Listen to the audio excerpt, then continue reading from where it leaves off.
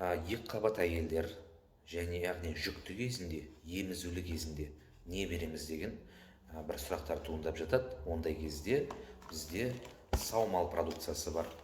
Саумал продукциясын бір капсуладан күніне 2 мезгіл, 3 мезгілден бере берулеріңізге болады. Екі қабат әйелдерге және де жүкті емізулі әйелдерге.